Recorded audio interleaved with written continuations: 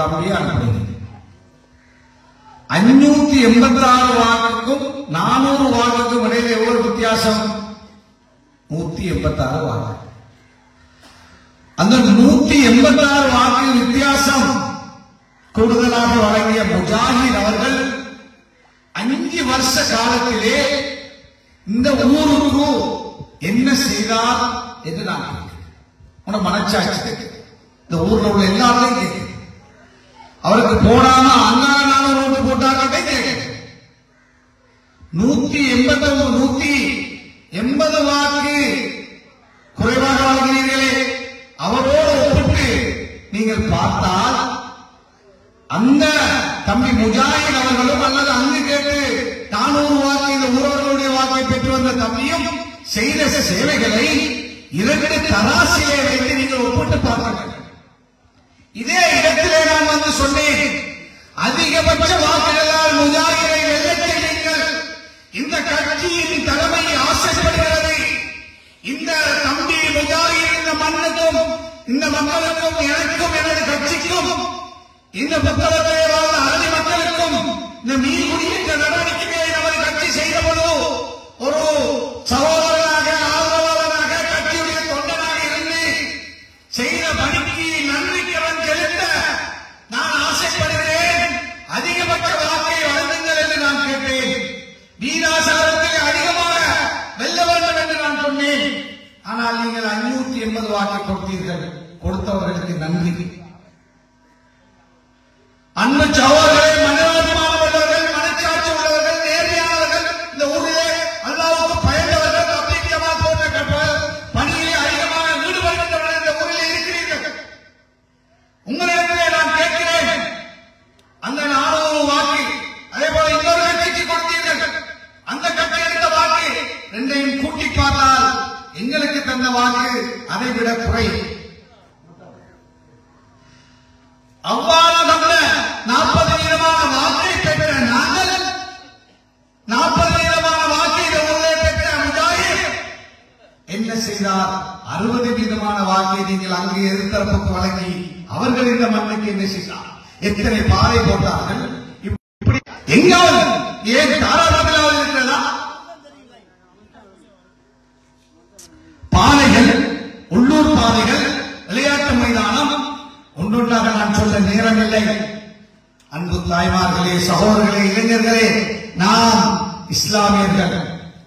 மனிதனுக்கு நன்றி செய்தால் அவன் அல்லாஹ்வுக்கு நன்றி செலுத்தியவனாக ஆக மாட்டான் என்று நமது மார்க்கம் சொல்கிறது.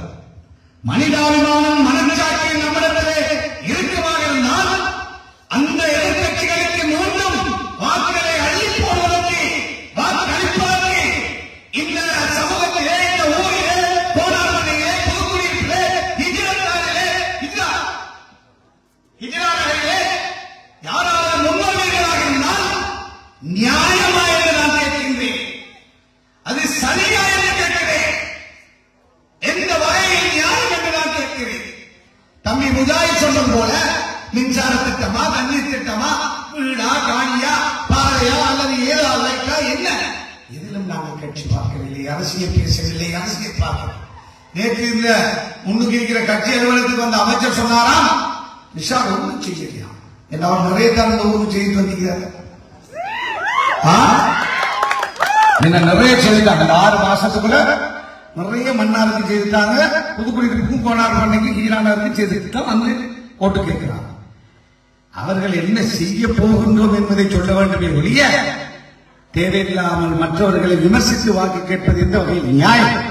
இந்த ஊரிலே தன்மானம் உள்ளவர்கள் இருக்கிறார்கள் என்பதை நேற்று வந்த அந்த அமைச்சர் தெரிந்து கொண்டிருப்பார். ஏன் அவர்கள் நமது பிள்ளைகள் அவர்களிடத்திலே கேள்வி கேட்க பதில் சொல்ல முடியாமல் சென்றதாக நான் அறிகிறேன். எனவே என்பது சகோதரர்களே, பெரியோர்களே, நண்பர்களே, வாக்கு என்பது அமானிதம். ஒரு வாக்கை சரியாக பயன்படுத்திய இடமிருந்து சென்றபோது நாம் சரியாக நமது முகாம்களில் இந்த மக்கள் தந்ததனால் அல்லாஹ்வுடைய உதவியினால் 10,000 கல்விகள் அங்கே மாலை நேரங்களிலே படித்துக் கொண்டிருந்த மாணவர்களுக்கு புதிதாக எத்தனை பாடசாலைகள் 90 ஏக்கரிலே கட்டவில்லையா? கல்பெட்டி அல்மனாரிலே கட்டவில்லையா? தம்பபண்ணியிலே அங்கே இங்கே என்று எத்தனை புதிய பாடசாலைகளை கட்டினோம். கட்டிய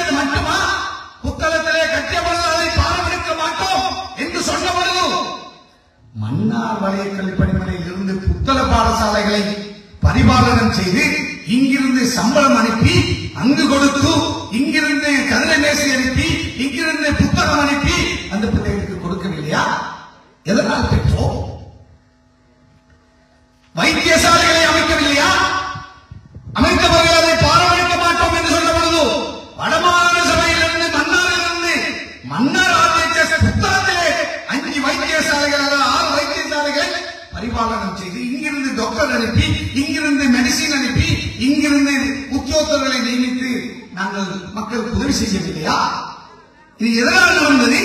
நீங்கள் எனக்கு அளித்த ஒரு வாக்கு 90 ஏக்கரிலே இருந்த மக்களுக்கு அரச காணியாக தனியார் காணியா என்று தெரியாமல் இருந்த பொழுது காணிகளை எடுத்து பிரித்து கொடுத்து கல்வெட்டுகளை கட்டி அவர்கள் குடிசைக்களே மழை வருகின்ற பொழுது ஒழுகின்ற குடிசைக்களே வாழக்கூடாது என்று நாம் செய்த அந்த பணிகள் எதனால் வந்தது?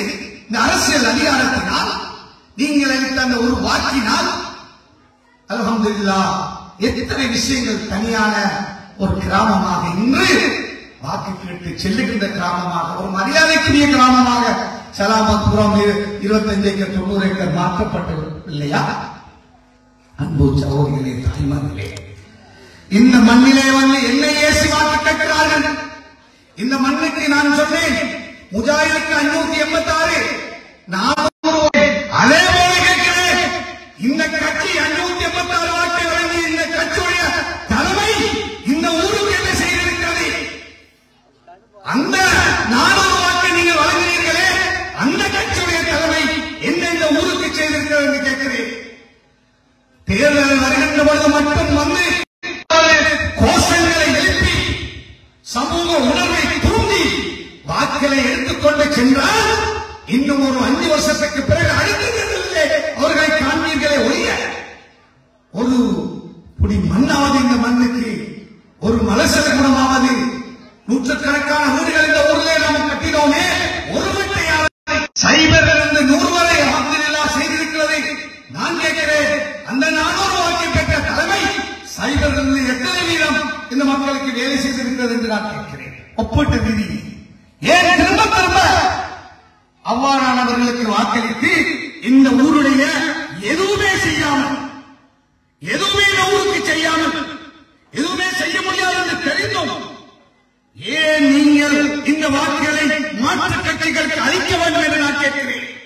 இந்த மண்ணிலே, இந்த அருகிலே இருக்கின்ற மண்ணிலே, பக்கத்து ஊரிலே பிறந்த நான் ஒரு கட்சியுடைய தலைவராக அல்லாஹ்வுடைய உதவியினால் இன்று இருக்கின்ற பொழுது நமது கட்சி இந்த நாட்டிலே 13 மாவட்டத்திலே தேர்தலிலே போட்டியிடுகின்ற பொழுது அப்படியான ஒரு தலைமைத்துவத்துக்கு எதிராக எதுவுமே மண்ணுக்கோ மக்களுக்கோ செய்யாத ஒரு தலைமைத்துவத்துக்கு கொண்ட கட்சிக்கு யாராவது நாம் வாக்களிப்போமாக இருந்தால் அது நியாயமா என்று நான் கேட்கின்றேன்.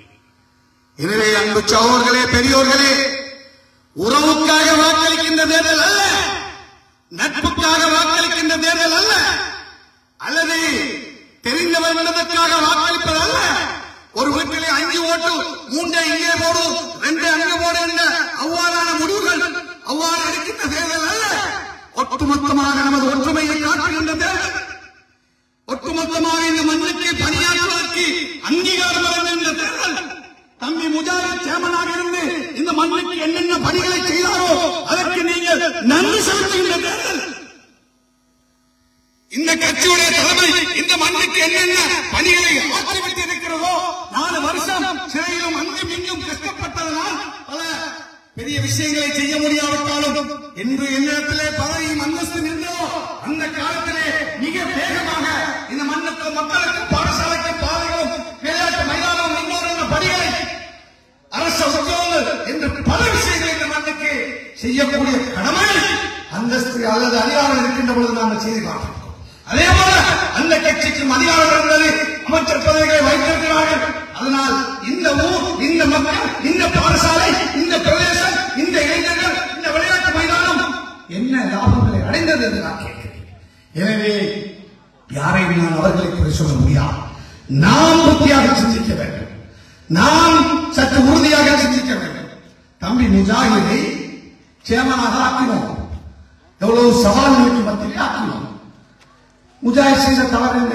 ஒரு களவெடுத்தாரா, ஒரு அநியாயம் செய்தாரா, தமிழர்களுக்கு அநியாயம் செய்தாரா, அல்லது பக்கத்து உள்ள வேற கிராமங்களுக்கு அநியாயம் செய்தாரா?